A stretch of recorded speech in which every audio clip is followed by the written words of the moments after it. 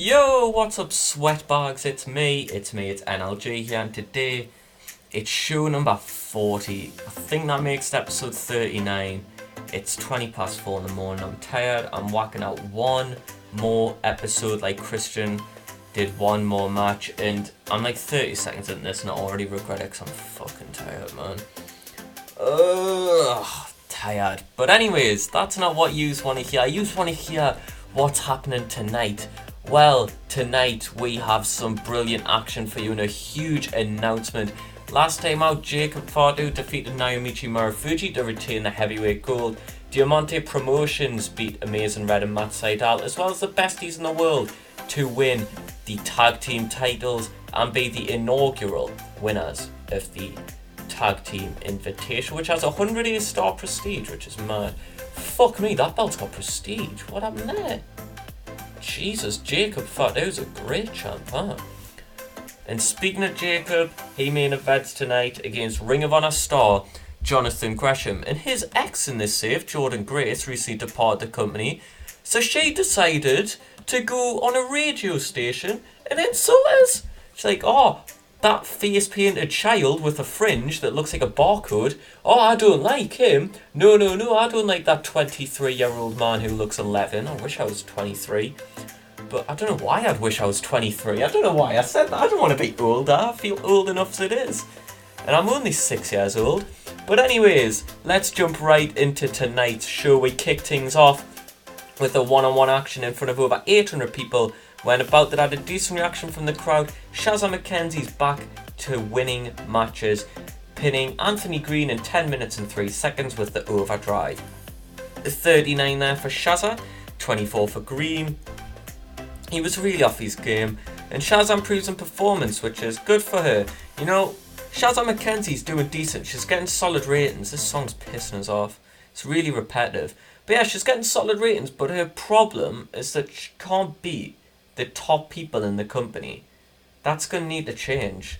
We then have a 50D plus where in a decent match, Andrew Everett beats Speedball Mike Bailey and Puma King as both make their debuts, as Everett beats the two debutantes, pinning Bailey with a shooting star press. Everett gets a 57, which is beautiful. Bailey gets a 24, which is horrific because he's a brilliant wrestler. And Puma King gets a 42. If you haven't seen him, he's magnificent. I love him. He's got fur on his shoulders, as you can see. Like, he just rubs his fur and like flicks it at the crowd. Oh, I just love him. He's so cool. And now every time I see his name, it reminds me of the AEW Lucha Bros song, like Lucha Bros, and then instead of Mexa King's Puma King. You know, I don't get why all of AEW's songs are like 2 lines just repeated over and over and over again. Like the Private Party one. That one does my head in and it makes me dislike the Private Party. Solely for that reason. But anyways, in a decent match, Eddie Kingston then gets a victory, pinning Sugar Dunkerton in 9 minutes and 9 seconds with the Back Fist to the Future, sorry. Kingston dominates him, he batters him for the match, but Dunkerton refuses to stay down. He doesn't stay down, he kicks out. You can't keep Sugar Dunkerton down, and then eventually one back fist too many and he's out for the count. Eddie 1, Sugar Dunkerton 0. As Sugar improves in technical skills, that's good. But on the plus side, Sugar Dunkerton knows how to dunk, and a dunk's worth 2 points, so 1 dunk and he's winning again. We then have a 48D plus where Chris Dickinson defeats Jake Atlas in 12-19 by pinfall. Dickinson with a 52 to Atlas's 35 as Dickinson improves in performance. A win for Dickinson there. 2022's not been his best year since he lost the championship to Tracy Williams last year. He wants that title back and wins over hot prospects like Jake Atlas. It's a good way to go about getting it. We then have a 39D minus where Selena De La Renta is given the task of announcing the GPWA Women's Championship Cup. Of course, that's the Global Professional Wrestling Alliance, an alliance that is us, Sendai Girls, Shimmer, and Melbourne City Wrestling. It will be 8 of the finest, best, most talented women's wrestlers on the continent. The winner will be crowned the first ever GPWA Women's Champion. It's gonna be an annual tournament. Of course, it won't be called the Women's Championship Cup.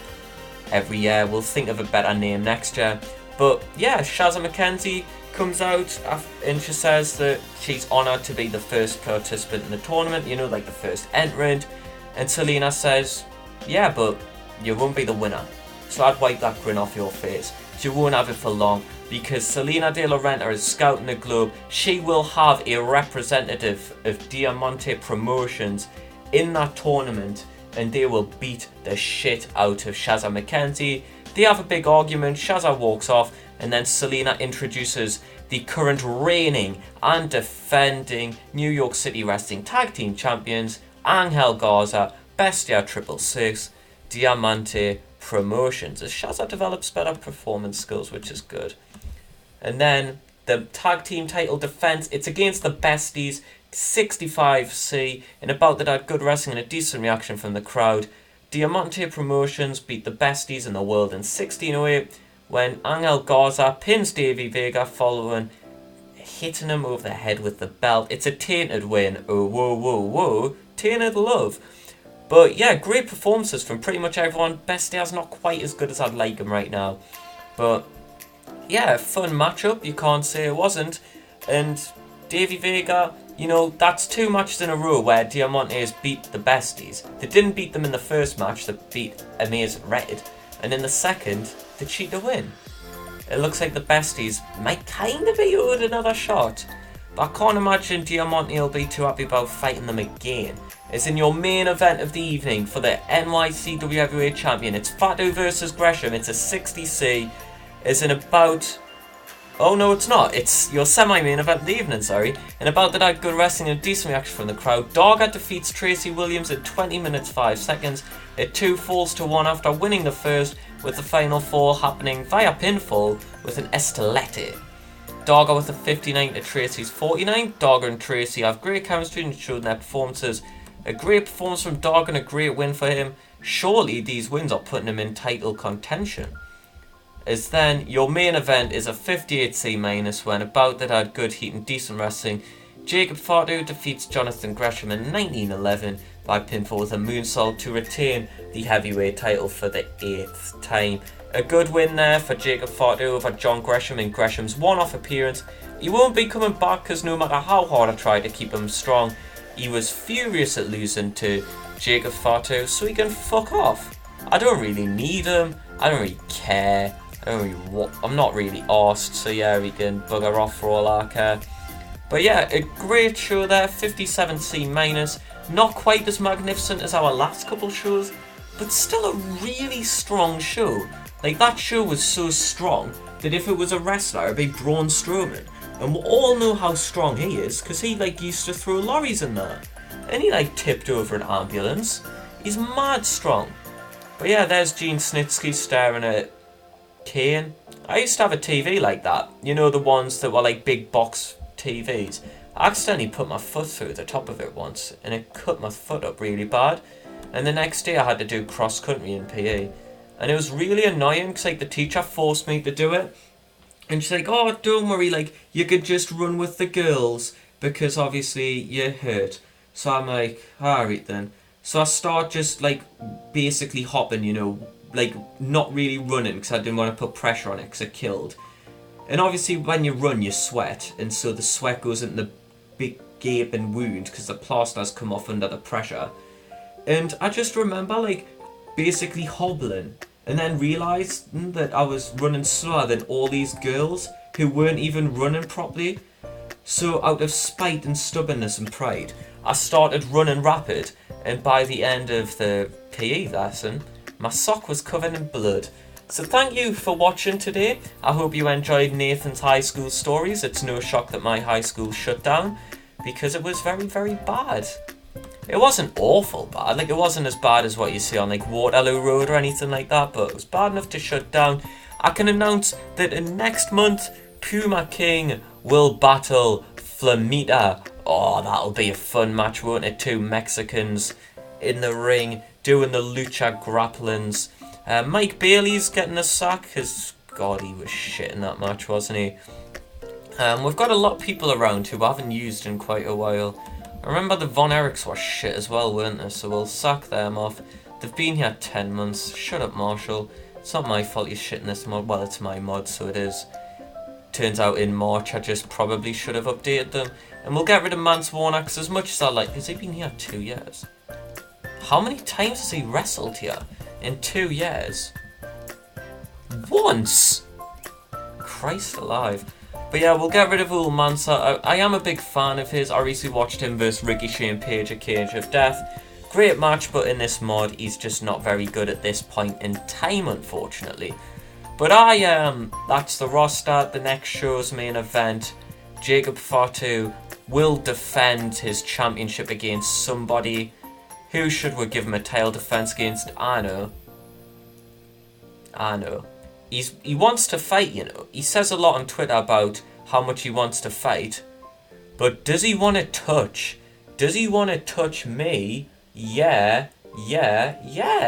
Because he will be defending his title against the Revolution Pro Wrestling British Heavyweight Champion. David Starr! Oh my god, he's coming to us live from Eastern Europe. Why the fuck's he living in Eastern Europe? It's going to cost a lot of money as well. I wish I never did this now, because he's going to cost a lot of money. And they're probably going to have, like, shit chemistry. So the match is going to, like, bomb, and I'm just going to, like, cry myself to sleep.